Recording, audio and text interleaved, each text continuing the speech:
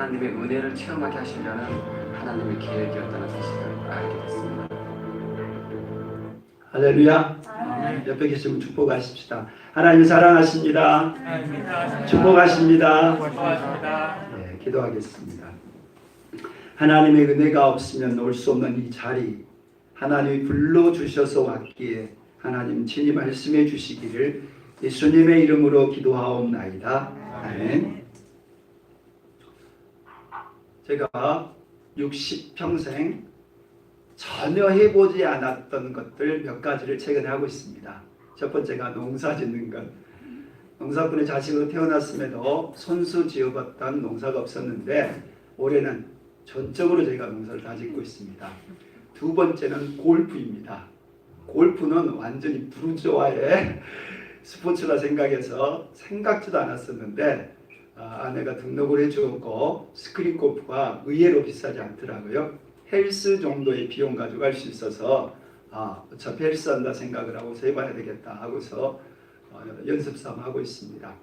그리고 세 번째, 주식입니다.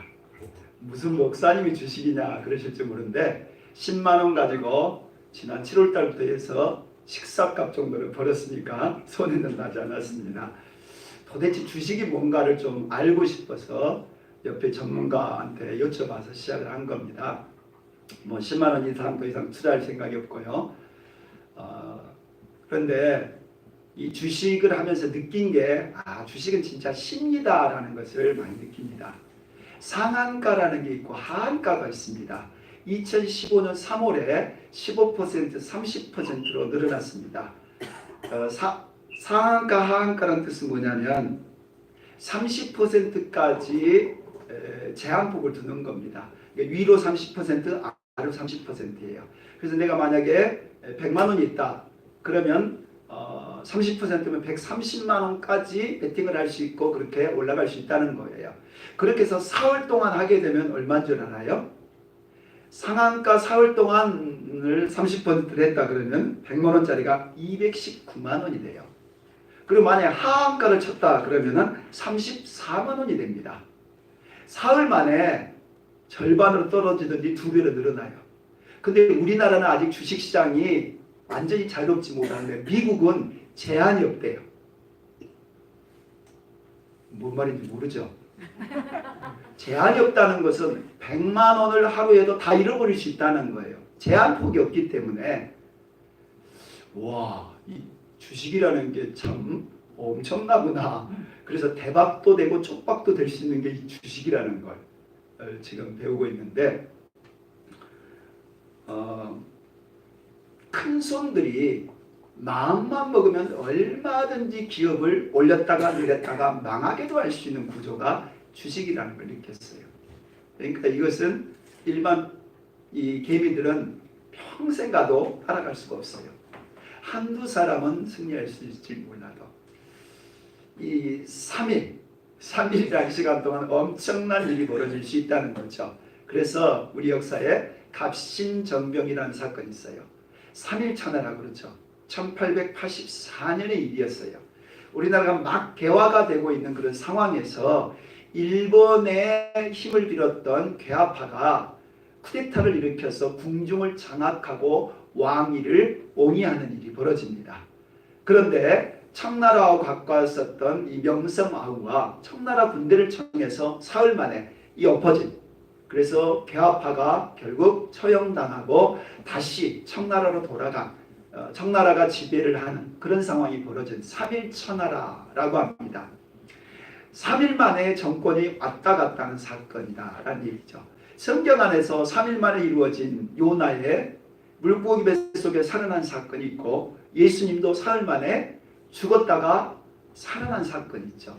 사흘이라고 하는 기간은 그만큼 많은 일이 일어날 수 있음을 보여줍니다. 우리는 오늘 이 바울이 사흘 동안에 어떤 사건이 있었는가를 살펴보게 될 것입니다.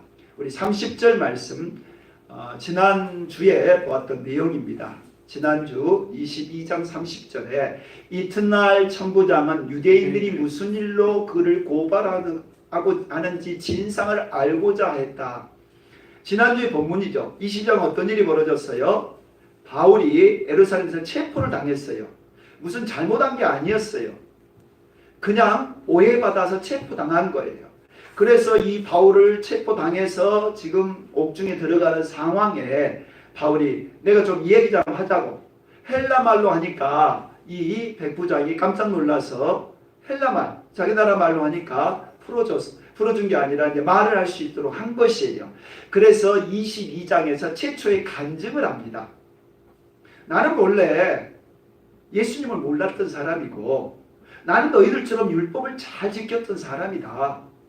근데 내가 예수님을 만났고 그 예수님이 예루살렘에 와서 기도할 때 빨리 이곳에 나가라고 하더라. 그것은 유대인들이 예수를 안 믿으니까 이방인들에게 가서 전하라. 그 얘기를 전하자마자 유대인들이 화가 난 거죠. 아니 자기들을 부정하고 이방인들에게 가서 전하라고 하니까 화가 안 날 수 없겠죠. 죽이려고 하니까 비로소 바울을 옥에다 투옥을 하는 일이 지난주에 본문이었어요. 그리고 이제 그 다음 날입니다. 둘째 날이죠. 그러니까 체포된 다음 날 신문을 해야 되잖아요. 그래서 그 바울을 죽이려고 하는 사람들을 불렀어요. 그게 바로 제사장들이었고 온 공회라고 하는 이 재판정에 부르게 된 거죠. 그래서 재판장이 불려갔었던 이 바울이 이제 자기를 변호를 하는 겁니다. 근데 1절 보시면 알지만 이렇게 나와요. 내가 양심을 따라 하나님을 섬겼다. 그 얘기를 합니다. 내가 양심껏 하나님을 섬겨서 부끄러움이 없다 이 말이잖아요. 그러자 대제사장이 옆에 있는 사람들에게 그 입을 치라고 해요. 입을 치라고 해서 바울이 대뜸 노해가지고 이 회칠한 담이야 위선자야 내가 무슨 죄가 있길래 나를 때리냐고 대뜸 이 대제사장을 향해서 이 의장을 향해서 공격적인 발언을 하게 되죠. 그래서 옆에 있는 사람이 네가 대제사장을 향해서 비난을 하느냐? 그러자 즉시 이 바울이 사과하는 내용입니다. 형제들아 나는 그가 대제사장인 줄 알지 못하였노라. 기록하였을 때 너희 백성의 관리를 비방하지 말라 하였느니라. 그가 대제사장인 줄 모르고 무조건 때리는 사람으로만 알아서 비방을 했다는 겁니다. 그러나 자신이 잘못됐다는 걸 즉각적으로 깨닫고 즉시 사과를 하고 있는 거죠. 잘못했던 것에 대해서 바울은 즉시로 사과를 합니다. 그리고 나서 본질적인 것, 비본질적인 것에 대해서는 즉시 사과를 한 거예요. 왜냐하면 그게 중요한 게 아니니까. 또 자기가 잘못했기 때문에. 성경에 비추어 잘못했다는 거예요. 왜냐하면 자기도 성경에 비추어 이야기한 거예요. 왜냐하면 율법은 죄를 정한 후에 그것도 두 사람의 증인이 있고 나서 죄를 정한 후에 심판을 하는데 지금 신문하기도 전에 때렸으니까 사실 잘못한 거잖아요. 그러나 잘못했기 때문에 또 자기도 잘못 응수를 한 것이 바로 사과를 했다 이 말이에요. 관리를 비방하는 것에 대해서는 사과를 한 것입니다. 우리 9절 말씀 같이 읽어볼까요? 우리가 이 사람을 보니 악한 것이 없도다. 혹 여기나 혹 천사가 그에게 말하였으면 어찌하겠느냐 하니. 아멘. 이것은 본질적인 거예요. 이것은 타협할 수 없는 거예요. 그게 바로 부활이에요. 바울에게 있어서 예수 그리스도는 진리죠. 예수 그리스도 앞에 목숨을 바친 사람이잖아요. 근데 그 예수 그리스도가 진리라는 것은 뭐죠? 죽으신 예수가 부활했다라는 거죠. 죽은 자가 부활했다. 이것이 예수 그리스도가 목숨 걸고 지키는 본질이자 원칙이자 타협할 수 없는 자기의 가치관이죠. 이건 양보할 수 없는 거예요. 그래서 죽은 자의 소망에 대해서 내가 재판받는다라고 6절에 말을 하죠. 그러자 이 공의회 70명 정도 모이는 우리로 말하면 국회의원들의 모임 또는 재판관들의 모임, 그런 결정권이 있는 그런 자리예요. 그런데 그 그룹은 두 종류로 되어 있었어요. 하나는 부활을 믿는 그룹과 하나는 부활을 믿지 않는 그룹으로 나누어져 있었어요. 부활을 믿는 그룹을 바리새인이라고 그러고 부활을 믿지 않는 그룹들을 제사장 그룹이라고 해요. 그런데 바울이 내가 지금 잘못한 게 없이 예수님을 믿어서 예수님을 증거하다가 예수님의 부활 전하다가 내가 잡혀왔다 한 얘기를 한 거잖아요. 그러니까 바리새인들 보니까 그전에도 바리새인이었고 그전에도 율법을 잘 지켰던 사람이고 자기들과 같이 부활을 믿고 있는 사람인지라 죄가 없다라고 그렇게 인정을 한 거예요. 그러니 무슨 일이 벌어진 거예요? 이 재판정이 두 쪽이 나눠진 거예요. 바울을 정죄하려고 하는 그룹과 바울이 죄가 없다라고 하는 그룹이 나눠지게 된 거예요. 그래서 결국 이 재판이 유야무야 무산되고 말았다라는 거죠. 오늘날 가장 강력한 두 개의 세력, 두 개의 파워를 예를 들라 하면은 정치 권력과 종교 권력이에요. 우리는 돈이 힘 있는 줄 아는데 그러지 않아요. 삼성그룹 이재용 회장이 쩔쩔매잖아요. 뭐 때문에? 권력에 의해서 그런 거예요. 김정은이가 왜 힘 있는 거예요? 권력이 있기 때문에 힘 있는 거예요. 그러니까 우리가 알고 있기 때는 우리가 알고 있는 거라고 달라요. 인기나 돈이 최고 있는 것 같지만 사실은 이 정치 권력이 최고로 힘 있는 거예요. 이 땅에 있어서의 모든 권력을 이 정치 권력이 다스리기 때문에 그래요. 반면에 종교 권력은 내세에 대한 죽음 이후에 대한 것을 장악하고 있잖아요. 그렇기 때문에 이 종교 권력과 정치 권력은 서로 충돌하지 않으려고 해요. 그래서 우리가 어떤 사적인 모임이나 아니 공적인 자리에서도 반드시 두 가지 얘기는 하지 말라고 그러죠. 정치 얘기하고 종교 얘기하지 말라고 그래요. 그것은 호불호가 분명하기 때문이기도 하지만 그만큼 강력한 힘이 있기 때문에 그래요. 왜 호불호가 분명한 거예요? 포기 못한다는 거죠. 내가 여를 지도하든 야를 지도하든 내가 기독교이든 반기독교이든 이것에 있어서만큼은 양보 못하겠다는 거예요. 그러니 얼마나 강력한 거예요. 그런데 두 개가 충돌할 때가 있어요. 서로의 영역을 침범하게 되면 싸워요. 광화문에서 기도라는 명목으로 목회자들이 정치를 해요.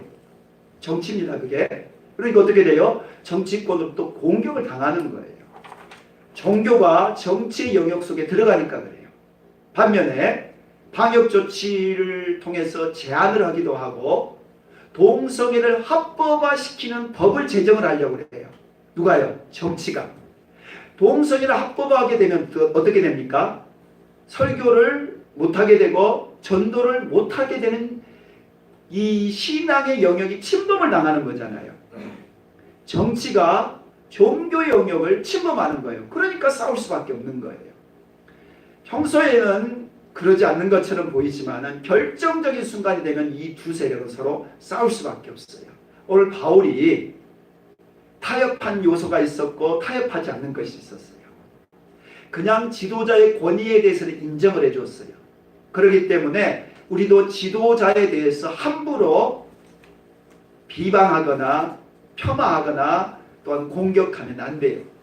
성경은 지도자에 대해서 존중하라고 그랬지 근거 없이 그렇게 공격하면 안 된다는 겁니다. 하지만은 정말 본질적인 것, 내가 믿는 신앙에 있어서는 타협하지 않았죠. 죽어도 거기에 대해서는 굴복하지 않았다라는 얘기입니다.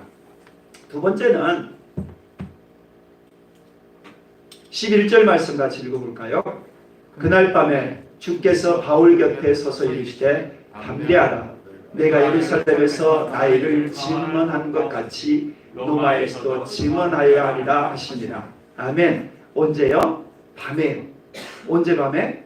낮에 재판장이 불려갔다가 두 지파가 서로 싸우면서 결국 바울이 감옥에 갇힌 그날 밤. 그러니까 두 번째 체포된 날 밤 이 말입니다. 무슨 일이 벌어졌어요? 주님이 나타나셔서는 염려하지 말아라. 담대하라. 그리고 네가 어디 간다? 로마에 간다 라는 얘기를 해요. 로마에 가서 나를 증언할 거다 라는 얘기를 했다는 거예요. 언제요? 둘째 날 밤에요. 지금 어떤 상황이라고요? 체포돼가지고 낮에는 신문 받으러 갔고 둘째 날 밤에 말씀을 하셨다고요. 하나님 참 묘하신 분이에요. 하나님이 둘째 날 밤에 말씀을 해주셨다는 거예요. 아니 미리 좀 말씀해 주시면 얼마나 좋아요. 잡히기 전에. 얻어맞았잖아요. 엄청나게 얻어맞았잖아요. 그 당시 때. 근데 잡히기 전에 미리 말을 해줬다면 좋았을 것을 그전엔 말한 게 없어요. 그리고 언제 말을 해요? 둘째 날 밤에 그제서야 예루살렘에서 증언한 것 같이 노마에서도 증언할 거다. 그러니까 네가 안전하게 노마에 갈 거다라는 얘기잖아요. 근데 사실 바울은 노마에 대한 꿈을 오래전부터 꾸고 있었습니다. 이미 우리가 살펴봤던, 우린 지금 23장 보고 있어요. 19장 예배소라고 하는 곳에서 3차 전도여행을 했을 때입니다. 19장입니다. 2일 후에 바울이 마게도니아와 아가야를 거쳐 예루살렘에 가기로 작정하여 이르되 내가 거기 갔다가 후에 노마도 보아야 하리라 하고, 지금 어디에서 한 얘기예요? 예배소에서. 예배소라고 하는 지역에서 바다 건너 마게도니아를 가고 또한 고린도가 있는 아가야까지 갔다가 마지막은 어디 간다? 예루살렘에 가고 그 다음에는 노마에 가겠다라는 얘기를 했어요. 정확하게 몇 년 전인지 몇 달 전인지는 잘 몰라요. 그러나 분명한 것은 예배소라고 하는 지역에서 그 얘기를 했다는 거예요. 최초로 노마에 대한 얘기를 그때 끄집어냈어요. 그리고 그 예배소라는 지역에서 3년 동안 전도를 했었고 그 예배소에 있으면서 노마서라고 하는 편지를 써요. 노마 교회 편지를 써요. 근데 그 노마서는 바울이 개척한 교회가 아니에요. 바울이 한 번도 가보지 않는 지역이라는 거예요. 다른 교회는 다 바울이 개척을 했잖아요. 그러니까 아는 사람이 있어요. 근데 노마는 자기가 개척한 교회가 아니에요. 근데 바울이 전도했던 사람들이 노마가 요즘으로 하면 미국의 뉴욕과 같은 곳이어서 다 거기로 몰려갔던 거죠. 그래서 이 바울의 지인들이 많이 있었어요. 노마서 15장 23절입니다. 같이 읽어볼까요? 이제는 이 지방에 일할 곳이 없고 또 여러 해 전부터 언제든지 서바나로 갈 때 너에게 가기를 바라고 있었으니. 아멘. 너희가 누구겠어요? 편지를 받아보는 노마 교인들. 그러니까 바울은 지금 노마에 가기를 원한 것을 편지를 쓰고 있는 거예요. 어디서요? 예배소 지역에서. 3차 전도 여행이 시작되는 예배소 지역에서. 근데 그 노마에 갈 것을 몇 년 전부터 기도를 했고 또한 노마에 갈 것을 편지로도 얘기를 했는데 하나님은 사인을 해주지 않았어요. 하나님이 오케이 사인이 없었다는 거예요. 근데 언제 지금 오케이 한다고요? 둘째 날 밤. 첫째 날은 얻어 터지고 죽을 뻔했다가 간신히 군인들이 살려냈잖아요. 그래서 옥에 투옥 되기 전에 간증을 했고 하룻밤 지나고 나서 둘째 날은 또 신문하러 갔다가 거기서도 또 다시 들어온 것이 둘째 날 밤이란 말이죠. 그 둘째 날 밤에야 얘기를 해주셔요. 바울은 진짜 기도도 했고 진짜 그 편지까지 쓰면서 나는 장차 서바나, 지도 보시면 알지만 제일 오른쪽에 있는 게 서바나입니다. 오늘날로 말하면 어디죠? 스페인을 말합니다. 스페인. 그러니까 노마를 지나서 스페인까지 가기를 원한 게 바울의 꿈이었어요. 이 학자들은 갔다고도 하고 뭐 안 갔다고도 하는데 성경에 나오지는 않습니다. 어쨌든 바울의 꿈은 노마에 가는 것이 꿈이었어요. 그리고 그 꿈대로 하나님은 둘째 날 밤에 허락을 해 주시더라라는 거죠. 하나님이 참 묘하신 분이라고 그랬죠. 왜냐하면은 왜 하나님은 마지막 순간이 될 때까지 말씀을 안 하실까라는 겁니다. 야구로 말하면 9회 한 말, 투아웃, 투쓰리, 폴 카운트라고 그러죠. 이제 공 하나에 따라서 모든 게 결정되는 순간까지 말씀을 안 하세요. 그리고 그 9회 말, 투아웃, 투쓰리, 폴 카운트 그때 하나님 말씀을 하시는 것이 일반적인 하나님의 응답이에요. 왜 하나님이 이렇게 꼭 심술궂게 마지막에 가서야 말씀을 하시는가라는 거죠.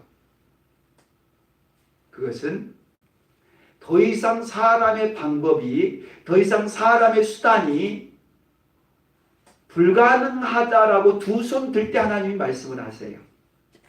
그 전에 말씀을 하시면은 요행으로 생각하기도 하고 하나님이 하셨다고 인정을 안 해요. 근데 해볼 만큼 다 했잖아요. 근데 안 되잖아요. 그때 하나님 앞에 두 손 들고서 이영표 선수처럼 두 손 딱 드니까 어떻게 돼요? 하나님이 그때 역사하시는 거예요. 그러면 하나님이 영광을 받잖아요. 구의 말 투아웃에 하나님이 나타나신다라는 것을 우리가 알 수 있는 것이, 그래서 25장, 지금 23장이잖아요. 24장 지나서 25장에 결국 노마에 가겠다라고 요청을 하고, 노마에 어떻게 갑니까? 제수의 몸으로 끌려가요. 자기가 전혀 생각하지 않았던 제수의 몸이 돼가지고 어디에 가요? 노마. 자기가 말했던 노마에 가게 돼요. 우리는 최근 욥기서를 보고 있어요. 아침마다 욥기서를 보고 있는데 얼마나 묵상을 하고 계신지 모르겠습니다. 저도 가정 예배를 어제 드립니다만은 지난주도 그렇고 어제도 그렇고 이런 얘기를 해요. 욥기서 참 어렵다는 거예요. 그리고 친구들이 말도 맞고 욥도 말이 맞아요. 근데 하나님 아직 그게 다 틀리다고 한단 말이죠. 그리고 하나님만 옳다고 그래요. 그래서 욥기서가 너무 어려운 거예요. 그런데 욥기서를 최근에 보면서 아내가 이런 얘기를 했어요. 저도 그걸 느꼈지만 아침마다 이 성경을 듣는데 욥기서를 들으면서 와, 욥기서가 아니었다면 하나님을 제대로 몰랐을 건데 욥기서에서 하나님이 얼마나 놀랍게 묘사가 되어 있는지 그걸 깨닫는다는 거예요. 욥기서 38장 이후에 보면은 욥에게 하나님 나타나서 그러죠. 너 얼마나 잘났어? 너 의롭다고? 네가 뭐 안다고? 한번 말해봐. 그래서 하나님이 나타나가지고 여호쪽것에 대해서 엄청나게 38, 39, 40, 41장에서 장장장장장장 이 얘기를 해요. 네가 알면 얼마나 알고 네가 똑똑하면 얼마나 똑똑하고 네가 뭘 잘했어 하고 나서 너 해봐 하면서 말을 해요. 한번 보셔요. 하나님이 그런 하나님이라는 얘기를 하더라고요. 그래서 맞아. 그리고 하늘나라 이루어진 장면을 우리가 어떻게 알아요? 욥기서 통해서 아는 거지. 더더군다나 의로운 자가 받는 고난을 어떻게 알아요? 욥기서를 통해서 아는 거지. 그래서 욥기서가 의인도 고난받을 수 있다는 것을 말해줄 뿐만 아니라 또한 하나님이 우리들에게 더 좋은 것을, 그래서 욥기서에서는 나중에 2배로 복을 받잖아요. 그리고 140년 더 살았다 나오죠. 2년이라는 기간 동안에 감옥에 투옥되어 있습니다. 그리고 2년이라는 기간 동안은 아무 말씀을 안 하세요. 처음에 노마에 간다는 얘기하고 나서 그 다음부터 언제 간다는 얘기가 없어요. 또 묘하잖아요. 간다고 분명히 말해놓고 나왔어. 그것도 이틀 밤에. 근데 무려 2년을 기다리게 하시더라는 거죠. 왜 2년? 왜 2년이 있었을까라는 거죠. 우리 12절 13절 나리샘의 유대인들이 당을 지어 맹세하되 바울을 죽이기 전에는 먹지도 아니하고 마시지도 아니하겠다고 이같이 동맹한 자가 40명이었더라. 아멘. 나리샘에 며칠 밤이 지난 거죠? 이틀 밤 지나고 사흘째 날이에요. 사흘째 날. 이튿날 재판을 했는데 이 재판이 안 됐잖아요. 서로 다툼해가지고 안 된 거잖아요. 그러자 재판을 통해서 정식적으로는 죽일 수 없다 생각을 하니까 아예 암살단을 꾸미게 됩니다. 그래서 40명의 암살단이 생기는데 자폭 테러범보다 더 지독한 사람들이에요. 왜냐하면 먹지도 않고 마시지도 않겠다 그랬어요. 자폭 테러범이야 먹지 않고 마시지 않는 거 아니잖아요. 그냥 자기가 죽어서 자폭 테러범인데 이들은 뭐예요? 먹지 않겠대요. 그러니까 사생 결단을 하는데 불과 며칠 사이에 끝장내겠다는 거잖아요. 그것도 40명이. 그러니까 이 바울을 죽이지 않고서는 우리는 먹지 않겠다라고 맹세를 하는 사람이 생겼다는 거예요. 언제요? 사흘째 되는 날에. 이틀 되는 밤에 뭘 들었다고요? 노마에 갈 거란 얘기를 들었단 말이죠. 근데 사흘째 되는 날에는 바울을 죽이겠다는 사람이 생겼다는 겁니다. 그런데 바울의 생질이 그들이 매복하여 있다라는 소식을 듣고서 바울에게 가서 알렸어요. 거사라고 하는 것은 알려지면 끝나는 거잖아요. 그래서 은밀하게 하죠. 소수만 아는 거죠. 비밀이 새어나면 실패이기 때문에 거사를 어떻게 함부로 할 수 없잖아요. 그런데 어떻게 그것을 바울의 생질이 알았냐는 거죠. 하나님이 알게 해주신 거죠. 그리고 바울에게 가서 전하고 바울은 백부장은 천부장한테 가서 그 첩보를 알려주게 됩니다. 그러자 천부장이 큰일 난 거잖아요. 바울은 로마 사람이기 때문에 함부로 처리할 수 없다는 걸 알고 있는 상황인데 만약 이 죄인이 죽게 되면 자기가 문책을 당하잖아요. 그러니까 이 천부장이 밤에 이렇게 조치를 합니다. 23절에 보면은 3시다, 밤 3시다라고 나옵니다. 밤 9시를 말합니다. 밤 9시에 군대를 동원합니다. 보병 200명, 그리고 창병 200명, 기마병 70명, 470명을 동원을 해요. 그래서 이 바울을 호송하도록 그렇게 계획을 세우게 됩니다. 그리고 31절을 보게 되면 밤 9시부터 출발을 해서 64km 떨어져 있는 바들이라고 하는 곳에 470명이 호위를 해서 도착을 합니다. 그리고 이제 예루살렘부터 멀어졌잖아요. 하루 길 정도 떨어졌잖아요. 거기서 보병은 돌아가고 마병들이 다시 40km를 달려서 가이사라라고 하는 곳에 도착을 하게 돼요. 이게 사흘 동안에 이루어진 사건이에요. 바울을 안전한 헤롯 궁에 보호하기 위해서 하나님이 완벽하게 이 스토리를 만들어낸다라는 얘기입니다. 하나님이 왜 2년 동안이나 감옥에 이제 나중에 보면 2년 동안 있게 됩니다. 있게 하셨을까라는 것이죠. 그것은 2년 동안 지나고 나서야 바울이 로마로 갈 수가 있습니다.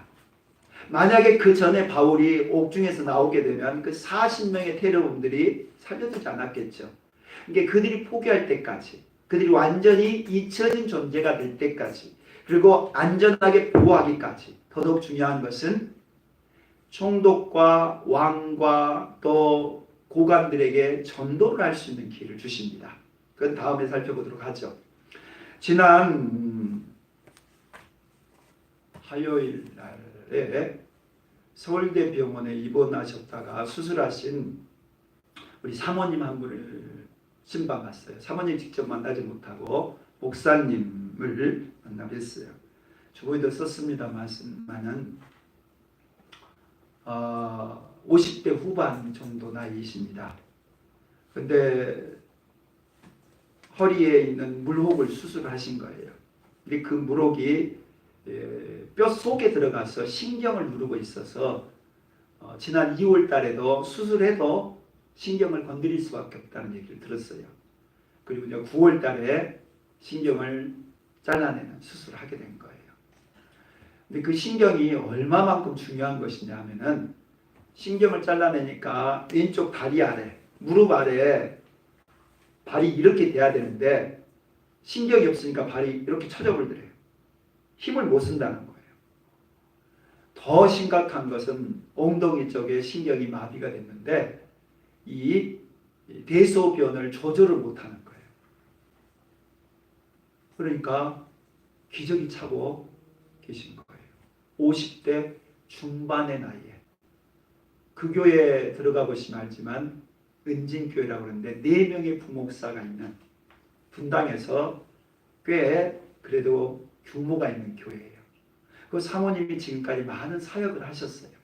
서울대 가정학과를 나오셔서 이번에 교사 기간제 한 번 해보고 이런 일이 벌어진 거예요. 그 목사님이 그 얘기를 하시더라고요. 어떻게 이제 설교를 해야 될지, 신방에서 어떻게 권면해야 될지가 자신이 없다는 거예요. 그 전에 아픈 사람 있으면 기도해 줬고 또 당연히 설교를 통해서 믿으면 됩니다. 믿으면 치료해 주시고 회복됩니다. 하나님이 살아계십니다. 그 얘기 전했다는 거예요. 근데 이제는 평생 장애를 앓고 가는, 그리고 교회를 가고 싶어도 이 대소변 문제 때문에 데리고 갈 수 없는 그런 상황이 되어버렸다는 거예요. 그러니 정말 이 욥과 같이 뭐라고 설명을 못하는, 뭐라고 말을 못하는 지경이 되었다. 그 얘기를 하시더라고요. 장애로서의 충격도 크지만 이 목회자로서의 이 믿음이 흔들리는 이 상황을 어떻게 해야 될지 모르겠다라는 얘기를 들었어요. 아무도 우리는 내일을 장담 못해요. 바울도 2년 동안이나 될 줄을 몰랐어요. 요셉도 2년이나 감옥에 있을 줄을 몰랐어요. 아니 우리 앞에 이런 사고가 생길 줄 아무도 모르는 거예요. 젊다고요? 돈 있다고요? 건강하다고요? 절대로 그러지 않아요. 내일을 모르는 게 우리 인생이에요. 그런데 우리가 확실히 아는 것 한 가지 있어요. 진리는 예수 그리스도라는 거예요. 그리고 그 진리 되신 예수 그리스도를 가진 자는 그 사명으로 인해서 사명이 완수되기 전까지 죽지 않아요. 바울도 마찬가지예요. 로마에 가서 복음을 전해야 된다는 사명이 있는 한은 어떤 짓을 하더라도 죽을 수가 없어요. 하나님이 그를 지켜주신다는 거예요. 도리어 감옥에 갇혔고 2년이라는 침묵의 기한을 보냈지만 그는 거기에서 안전하게 호의를 받을 수가 있었고 또한 왕과 총독과 많은 지도자들에게 전도할 수 있는 기회가 있었다는 겁니다. 하나님의 시간표는 우리와 달라요. 우리가 생각하는 것과 다를 수 있어요. 그러나 하나님은 항상 선하시고 하나님 시간은 정확하다라고 하는 것. 오늘도 우리가 하나님을 믿습니다. 아멘. 기도하겠습니다. 하나님 우리 아버지, 바울이 체포가 되어지고 이튿날 밤에 너는 로마에 갈 거라는 하나님의 음성을 듣습니다마는 그 시간이 2년이나 될지를 어찌안할 수 있었겠습니까? 우리들에게도 하나님 약속 주시고 하나님 말씀을 받았음에도 불구하고 아브라함은 25년을 기다려야 했고 모세는 심지어 40년을 기다려야 했는데 우리는 때로 그 기간을 참을 수가 없을 때가 많은데 우리는 하나님의 선하심을 믿고 하나님이 이루시는 것에 대한 절대적인 믿음으로 우리 모두가 승리할 수 있기를 예수님의 이름으로 기도하옵나이다. 아멘. 찬송가 583장입니다.